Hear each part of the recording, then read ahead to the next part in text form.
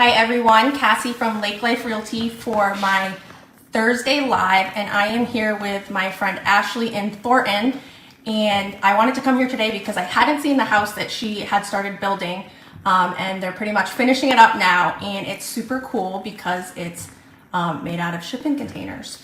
So I've been watching the entire process, and I'm very excited to be here, and she's going to talk a little bit about it, and then I will give you the tour. So I'm going to turn my camera around so you can see her, and I'm going to ask her a few questions. Thanks for having me. So what led you to do this shipping container home? Wow. So, okay, way back in, let's see, March of 2020, when the original quarantine was happening, I'm just sitting in my house and I'm stumbling upon the TV show Shipping Container Homes. And I'm like, wow, I can do this. They had one container and they did it themselves, and they were on a budget of like $14,000. So of course I'm very naive and I'm like, okay, well, if they can do one shipping container at $14,000, I can do 4 shipping containers at 4 times the cost. You know, not calculating in the land, the foundation, this, that, and that. Which, to be honest, made me move forward. If I looked at the big picture, you know, I would have been a little terrified. But so I stumbled upon the TV show, and my boyfriend came home one day, Nikolai. Thanks, Nikolai. And I just said to him, look at this cool idea that I think we could potentially afford. And he said, if this is what you want, this is what I want. And right then and there, I started doing my research. I asked Cassie. I came to work every day with binders and binders of information and lists of land to look at. We finally stumbled across a piece of land in Thornton, New Hampshire, just over 1 acre, and it's perfect. But to be honest, the real reasons why we chose this was because, one, it's recycled material, which is great for the environment, especially where we are. So it really fits in with the scenery, as well as it being very cost effective at the right time. Yes. Obviously, everyone knows the price of lumber went up to about almost $8 a 2x4. So if we were looking at the cost of building, you know, our house is 960 square feet, we would probably be looking at a little over $200,000 at that time. Fortunately, our house, said and done, cost us, with the land, cost us about $168,000. Yeah, that's unheard of right now. It is so unheard of. How much did the shipping containers cost? So the shipping containers cost, so obviously our plan, it looks like it's 2 40-foot shipping containers on bottom and 2 20-foot shipping containers on top. We did run into a little problem with the 20-foot shipping containers. So what we did was we bought 3 40-foot shipping containers at $4,500 a piece, and we cut the third one in half, and we reinforced it, and that made our 2 20-footers for the second floor. So you were saying earlier that, you know, different from traditional building, that your most expensive cost was the welding. Is that correct? Well, correct. What would be different from another property? Correct. Yeah. So if we were to build a stick frame house, honestly, unless you just put steel beams in just like these, that's probably the only welding you're gonna get. Or if you do some kind of crazy, you know, addition. But as far as our house goes, once you put all of the containers together, the corners of the containers actually stick out, which helps them be picked up by cranes and so forth. So there is not a perfect seal once you put the whole house together. So we had to hire a welder, and he had to seal everything with steel strips everywhere, as well as grinding down the floors, grinding down any miscellaneous steel anywhere in the house, and sealing it up. Every little crack that could possibly be around this house had to be sealed by a welder, as well as all the grinding, as well as all of the reinforcement. Right. We are fortunate enough that the design of our house is, the containers are meant to be stacked this way, right on the corners. I don't know if you've seen other shipping container homes, but they have all these intricate designs, and that that's a little more Right. challenging for sure. Okay. But yeah, so the welding definitely was our biggest expense for Okay. sure through this process. And tell me about the financing process. Was that difficult? Oh God, the financing. I almost thought we weren't gonna be able to do this, but then we were like, we're not saying no. We already bought the land. Yeah. Which we actually did buy the land before we got any kind of approvals. So it all started with the approval from the town. We had to reach out to the planning board, and during COVID, you know, there were minimal staff and minimal people in the office. So it took us about 3 weeks just to get a yes on that we could build with this kind of material. Fortunately, Thornton doesn't have any zoning laws about what kind of material you could build with, as long as everything else is up to code. Right. From there, then we had to find a bank to fund this, and that was a nightmare. So we both go with a nationwide bank that we were like, wow, why don't we go ask their construction department if they do house construction financing, since we already have that bank. And you know, we thought we were in the books with them for 3 months, and little did we know, after 3 months and gathering all of the information we needed, they completely shut us down. So we were devastated. And then we reached out to about 3 more local banks, and 2 out of the 3 had gotten back to us immediately and was like, sorry, we can't fund this based off your financial situation, and you're gonna have to wait a few years, sorry. Then we reached out to 1 more bank, and they gave us the okay because they actually wanted to be part of this process and see young folks like us succeed. Yeah. And they know this is coming. Yeah. Especially with all of the financial Absolutely. issues going on out there. I don't think we could ever afford a $300,000 home just for an investment, just to turn it over. Right. This is what we could afford, and this is what we wanted. So this is what we strived to complete. Yeah. And here we are. Yeah. I think one of the biggest questions people would have is, you know, because the shipping containers are metal, what you would use for insulation. Okay, so what we did for insulation was spray foam, closed cell spray foam. We did 4 inches on the wall, and we did 2 inches on the wall and 4 inches on the ceiling. It keeps everything very tight. So we do have our primary source of heat is a pellet stove. You put it on for 20 minutes, and to be honest, you're sweating. Yeah, And downstairs, upstairs, everywhere. It's absolutely amazing. Yes, the house is really tight, really sealed, and You said it's been pretty warm. it's been in the coldest days that we've so had. warm in the Yeah. coldest days that we've had. Yeah. It's been exceptionally warm. Yeah, it's awesome. Okay. And how has the time frame been? When was like the estimated completion, and has it changed? Okay, yes, 100%. Obviously. You're always like, oh no, my guy's got this in 2 months. But no, things happen. So let's see.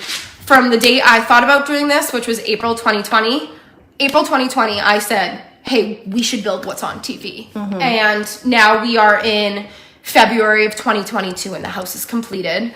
Of course, it took about 6 to 8 months to lock in the loan. Yep. So we honestly thought the house was going to be done by the time we locked in the loan.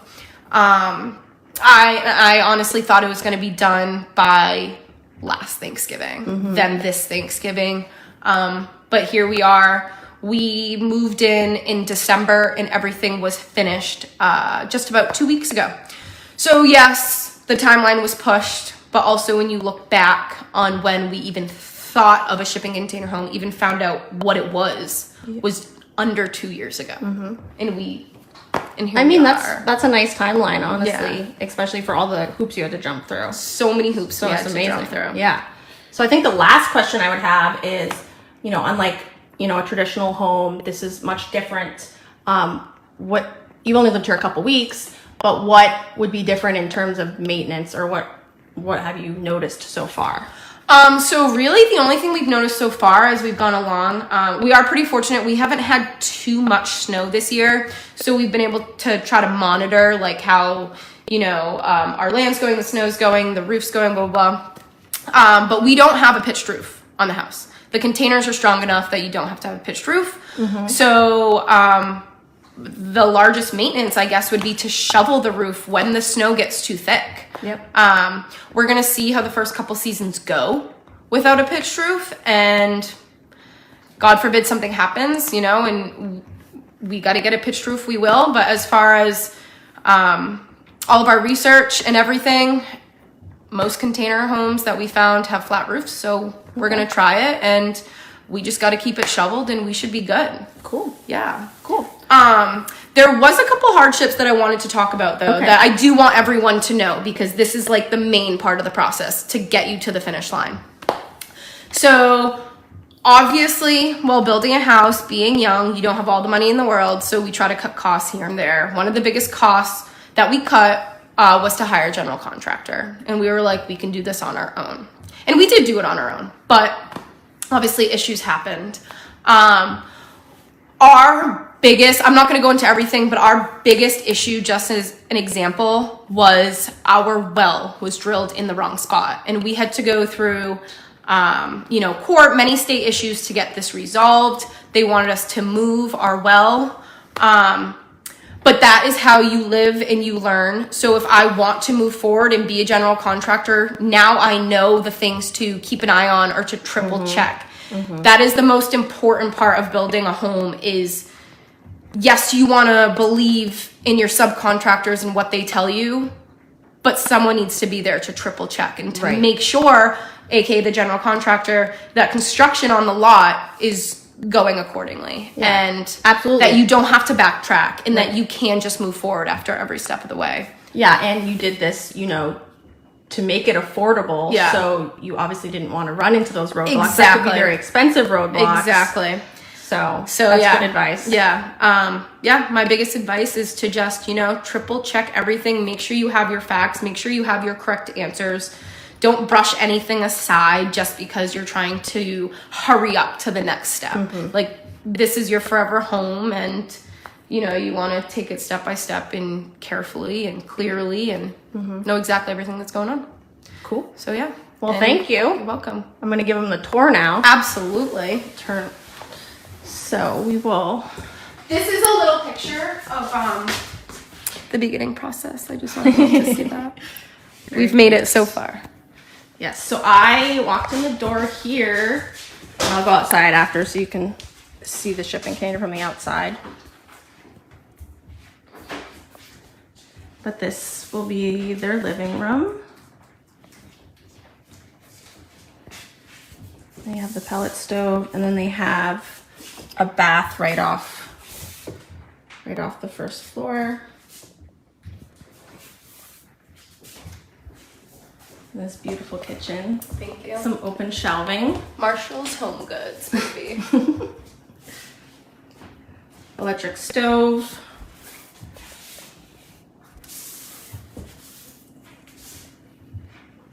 And then they did built-ins over here to save space, so those open up as well to store things underneath there. And then I'll go up the spiral staircase.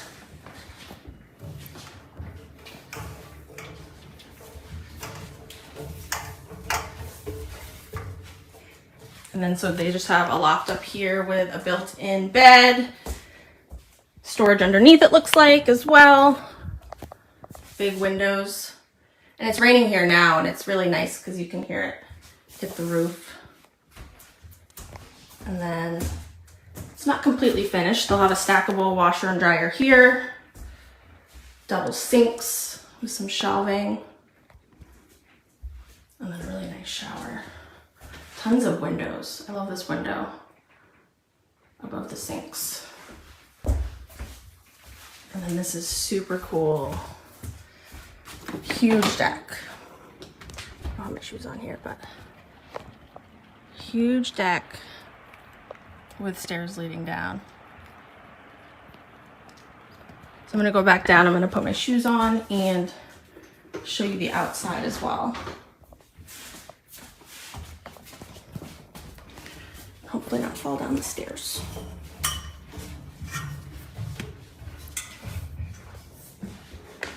All right, I'm bringing them outside.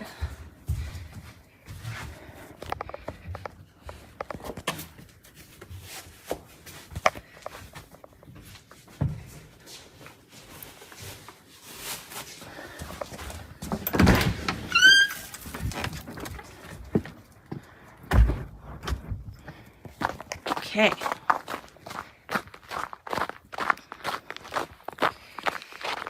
See the electric service right there. There's only one other house on the road right there, but this is what it looks like from the outside.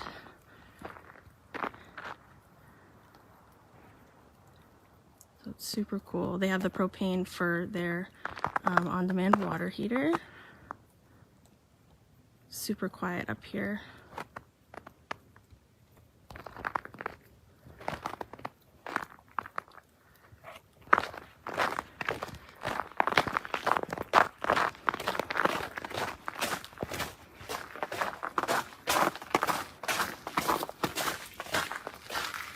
They were living in this for a while they were building.